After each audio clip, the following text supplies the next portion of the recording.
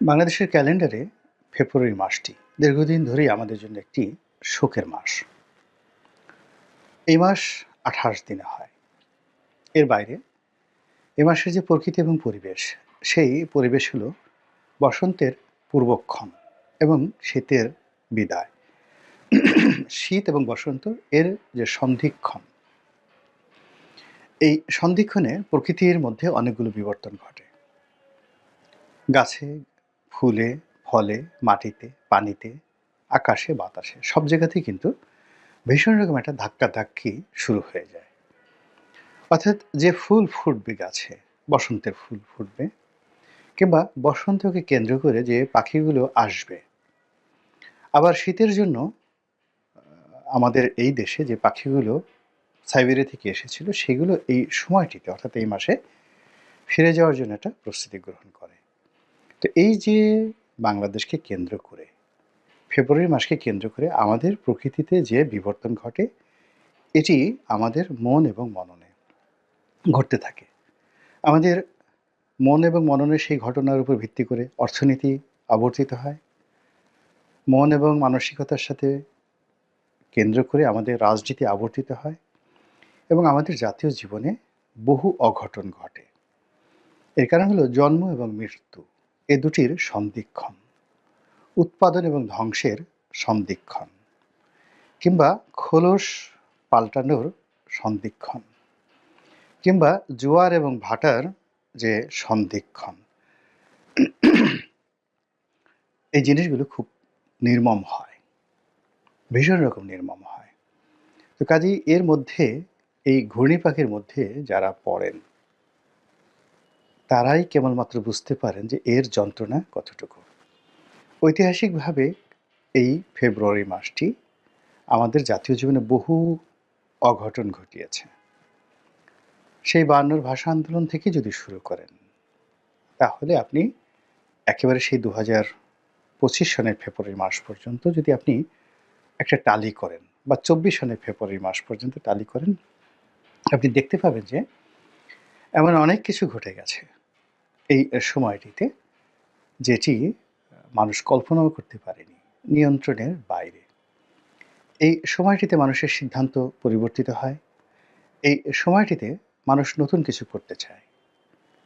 অনেকে বিয়ে করতে চায়, অনেকে ডিভোর্স দিতে চায়, অনেকে নতুন ব্যবসা করতে চায়, অনেকে ব্যবসা বন্ধ করতে চায়। এবং এই মাসে আপনি দেখবেন যাদের ব্যবসা বাণিজ্য রয়েছে ফিসক্যাল ইয়ারে, ফেব্রুয়ারি মাসে সবচেয়ে কম আয় হয়, সবচেয়ে কম আয় হয়।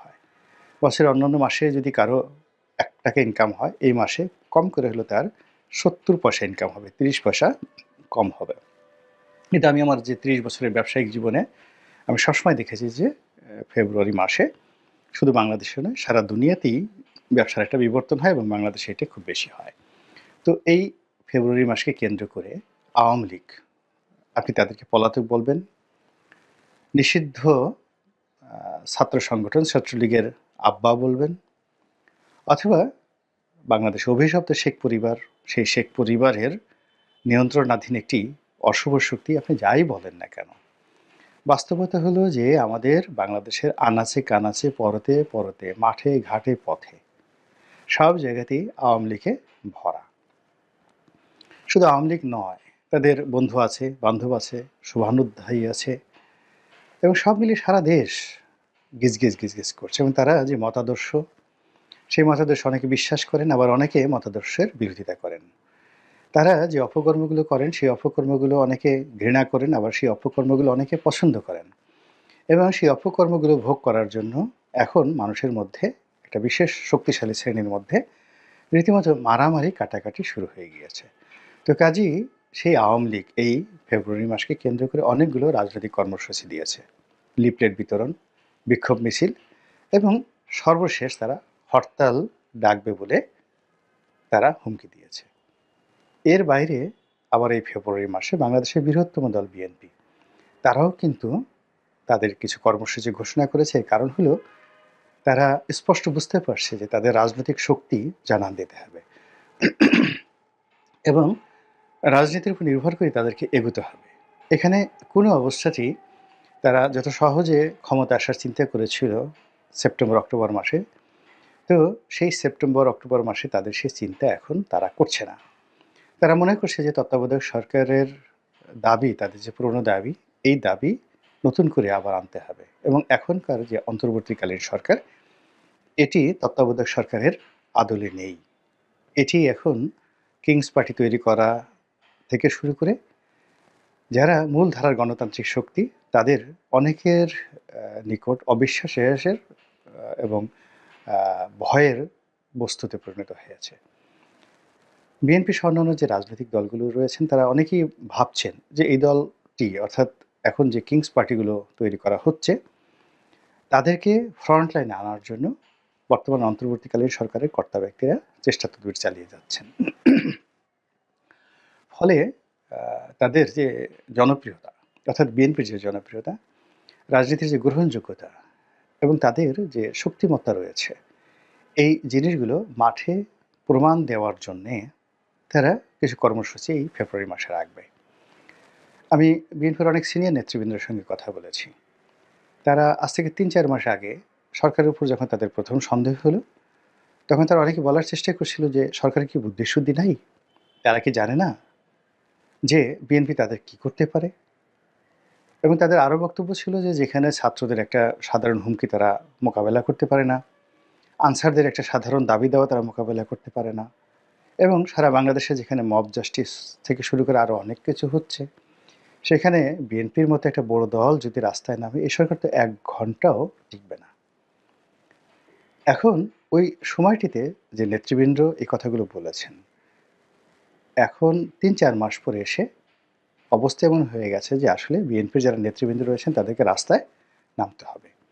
আর সরকারের যারা কর্তা ব্যক্তি, তারা মনে হচ্ছে যে বিএনপির সঙ্গে একটা কনফ্লিক্ট অ্যান্ড কন্ট্রাডিকশন তারা তৈরি করতে চাচ্ছে। এটা নিয়ে আগামীতে আরও ইন ডিটেইলস আলাপ করব। আজকের এই ভিডিওতে আলোচনা করব না। কেন করছে, পেছন থেকে কারা কলকাঠি নাড়ছে এবং এটি কেন অনিবার্য হয়ে পড়েছে, সেটা ভিন্ন প্রসঙ্গ। তো এখন এই যে রাজনীতির যে একটা জটিল আবর্ত সৃষ্টি হয়েছে, সেই জটিল আবর্তে জামাতের সঙ্গে বিএনপির যে শত্রুতা, এটি বেড়ে গেছে। আর বৃহৎ দুটি দল এই মুহূর্তে বাংলাদেশে, জামাত এবং বিএনপি, তারা তাদের অবস্থান থেকে ছোট ছোট রাজনৈতিক দলগুলো, ইসলামিক দলগুলো, তাদেরকে বন্ধু হিসেবে পাওয়ার জন্য রীতিমতো মরিয়া হয়ে উঠেছে। ১। ২ নম্বর হলো জামাত সরকারের সঙ্গে তাদের যে সম্পর্ক, তারপরে সচিবালয়ের সঙ্গে সম্পর্ক, ক্যান্টনমেন্টের সাথে তাদের যে সম্পর্ক, এই সম্পর্কগুলোকে ঝালাই করে আরও একটা শক্তিশালী অবস্থান তারা তৈরি করতে চাচ্ছেন। যার কারণে রিজভী সাহেবের মতো মানুষ এখন বলে ফেলেছেন যে সরকারের বেশ কয়েকটি মন্ত্রণালয়ের উপর জামাতের একছত্র আধিপত্য এবং এই সরকার চালাচ্ছে জামাত। এরপর আর কথা থাকে না। দ্বিতীয়ত, জামাত যে কাজগুলো করছেন সেটাকে আবার বিএনপি অনুসরণ করার চেষ্টা করছেন। তারা যদি মিস্টার এক্সকে টানেন বন্ধু হিসেবে জামাত, অমনি মিস্টার এক্সের কাছে গিয়ে বিএনপির লোকজন উপস্থিত হন। এই যে একটি দৌড়।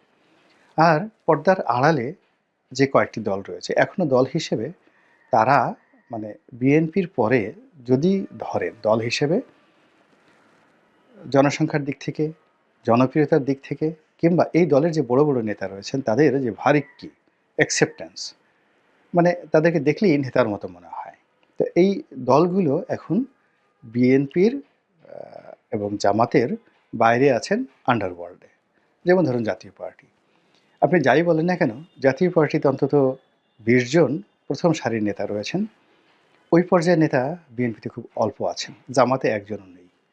আবার যদি ধরেন হাসানুল হক ইনু, রাশেদ খান মেনন, তারা সেই গত ৫০ বছর ধরে বাংলাদেশের জাতীয় নেতা এবং এদের সমপর্যায়ের নেতা বাংলাদেশে নাই বললেই চলে।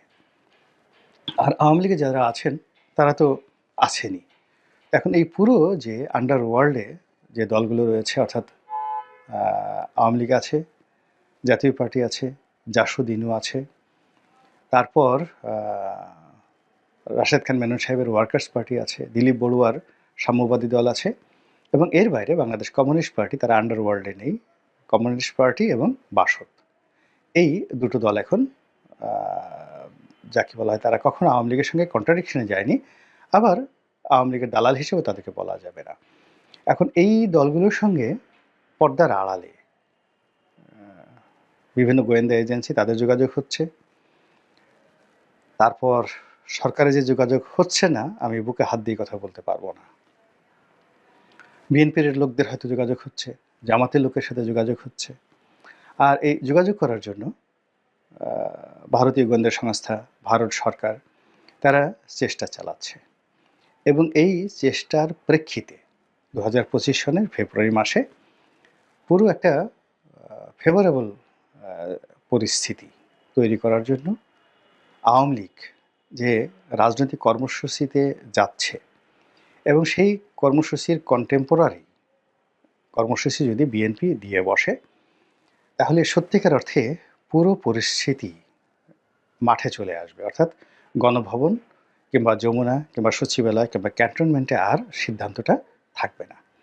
দ্বিতীয়ত, বিএনপি এবং আওয়ামী লীগ যদি যুগপৎভাবে এই কর্মসূচিগুলো দেয়, এমনকি বিএনপি এবং আওয়ামী লীগের লোকজন মারামারিও করে, ছাত্রলীগের লোকদেরকে যদি ছাত্রদলের লোকজন পেটায় কিংবা বিএনপির কোনো নেতার সঙ্গে আওয়ামী লীগের কোনো নেতার বিরোধ তৈরি হয়, তারপরেও পুরো পরিস্থিতি বিএনপি এবং আওয়ামী লীগের নিয়ন্ত্রণে থাকবে এবং এখান থেকে সরকার, সমন্বয়ক, জামাত তারা রীতিমতো নাজেহাল হবেন, অপদস্থ হবেন, অনুল্লেখ্য হয়ে পড়বেন, অগুরুত্বপূর্ণ হয়ে পড়বেন। বোঝার চেষ্টা করুন, বড় দুটো রয়্যাল বেঙ্গল টাইগার যুদ্ধ করছে আর দুটো হরিণ যুদ্ধ করছে কিংবা দুটো মুরগি যুদ্ধ করছে, দুটো তুলনামূলকভাবে অগুরুত্বপূর্ণ প্রাণী যুদ্ধ করছে, দুটো ছাগল যুদ্ধ করছে।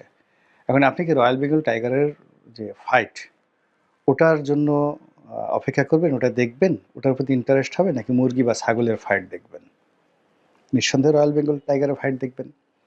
এবং রয়্যাল বেঙ্গল টাইগার যেখানে ফাইট শুরু করে, মারামারি কাটাকাটি যা কিছু শুরু করে, ওর ধারের কাছে কোনো মুরগি, কোনো ছাগল, কোনো মহিষ, কোনো ভেড়া, তারা ফাইট করা তো দূরের কথা, ওর ধারের কাছে দাঁড়িয়ে চোখ বন্ধ করে থাকবে এই অবস্থাও তাদের থাকে না। তারা প্রকৃতিগতভাবেই রয়্যাল বেঙ্গল টাইগারকে যদি দেখে, আবার দুটো রয়্যাল বেঙ্গল টাইগার একে অপরের সাথে ফাইট করে, এই দৃশ্য দেখার সঙ্গে সঙ্গে বাকি যে প্রাণীগুলো তাদের অন্তরাত্মা কেঁপে ওঠে এবং তারা সেখান থেকে পালিয়ে যায়।